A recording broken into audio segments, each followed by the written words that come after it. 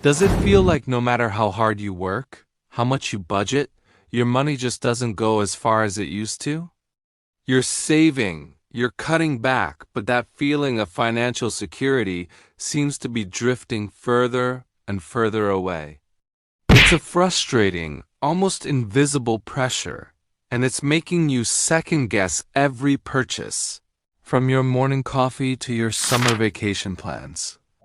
If this sounds familiar, I want you to know something right now. It's not your fault. You're not bad with money. What you're feeling is a shared experience across the United States and Europe, and it has a name: the silent squeeze. The silent squeeze isn't a dramatic market crash or a sudden economic shock. It's a slow, creeping pressure on our household budgets that has been building for years. It's the reason why, even with a steady job and a decent income, many of us feel like we're treading water or even slowly sinking. It's the gnawing anxiety that comes from watching prices for everyday essentials go up while our paychecks struggle to keep pace. You're not imagining it. This feeling is real, it's widespread, and understanding it is the first step to navigating it. So what's really going on here? To understand the silent squeeze, we need to look at three key layers that are working together to tighten their grip on our finances. First, let's talk about the cost of living. This isn't just about the price of a gallon of milk or a loaf of bread, although that's part of it. We're talking about the big non-negotiable expenses: housing, healthcare, and education. For decades, the costs of these three pillars of a stable life have been rising at a rate that far outstrips inflation and wage growth. Think about it. 20 or 30 years ago, it was much more common for a single-income family to afford a home. A college degree didn't necessarily mean taking on a lifetime of debt. And a medical emergency wouldn't automatically spell financial ruin for many. Today, the landscape is dramatically different. Housing prices and rents in major cities and even suburban areas have skyrocketed, forcing people to dedicate a much larger chunk of their income just to keep a roof over their heads. This leaves less money for everything else: savings, retirement, and even simple pleasures. The second layer is what I call stagnant wage syndrome. While the headlines might occasionally shout about wage growth, the reality for the average person has been far less rosy. When you adjust for inflation, the real purchasing power of the median wage in many Western countries has barely budged in decades. So while the price of everything around you is climbing that steep hill of housing, healthcare, and education costs, your income is walking on a flat treadmill. This growing gap between what things cost and what you earn is the very engine of the silent squeeze.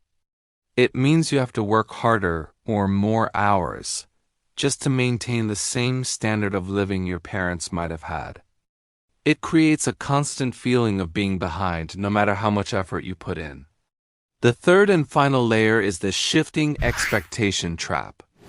We live in a world that constantly bombards us with images of success and consumption.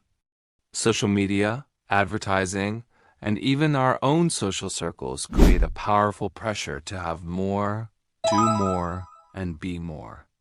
We're expected to have the latest tech, go on amazing vacations, and provide our kids with every possible opportunity.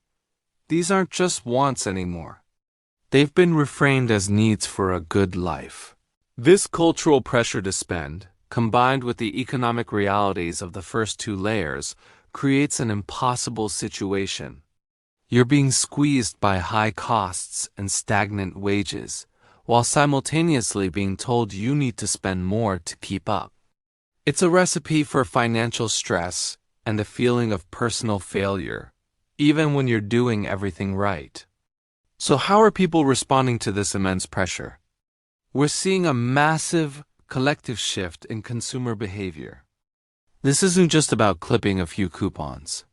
It's a fundamental reevaluation of what is truly valuable. People are changing their spending habits not because they're trendy, but out of necessity. One of the biggest changes is the move from ownership to access. Why own a car with its associated costs of insurance, maintenance, and parking when you can use a ride-sharing service? Why buy a fancy dress for a single event when you can rent one? This subscription economy extends to movies, music, and even software. People are prioritizing the experience over the possession, which is a smart adaptation to the silent squeeze. It reduces large upfront costs and minimizes long-term financial commitments. Another significant trend is the rise of the discerning consumer. People are tired of paying a premium for a brand name alone. They're doing their research. They're reading reviews, comparing prices, and demanding more value for their money. This has led to the incredible growth of private label or store brands, which often offer similar quality to big national brands but at a lower price point. Consumers are becoming experts in their own right, armed with smartphones and a healthy dose of skepticism. They're voting with their wallets for transparency, quality, and fair pricing. We're also seeing a powerful return to community and localism. People are supporting local farmers markets, shopping at independent stores, and participating in neighborhood buy-nothing groups. This isn't just about saving money. It's about rebuilding a sense of connection and mutual support. When the larger economic system feels unstable, we naturally turn to our communities for resilience. Sharing tools with a neighbor, trading childcare with a friend, or buying produce directly from a local grower are all ways people are pushing back against the squeeze, together. Finally, there's a growing movement towards intentional living and minimalism. Faced with the inability to have it all, many are consciously choosing to want less. This isn't about deprivation, it's about prioritization. It's asking the question, does this purchase truly add value to my life, or is it just feeding a temporary want? By focusing on experiences over things and quality over quantity, people are finding a new kind of richness that isn't measured by bank statements. They are reclaiming their financial and mental well-being by stepping off the consumer treadmill. This shift is profound because it's not just a financial strategy. It's a change in life philosophy. It's important to understand that these changes aren't a passing fad. They are a logical and creative response to a deep, structural economic challenge. The silent squeeze is reshaping our society, our values, and our very definition of a successful life. So what does this mean for the future? As we move forward, it's likely we'll see these trends continue and evolve. The focus on value, access, and community will likely become even more ingrained in our consumer culture.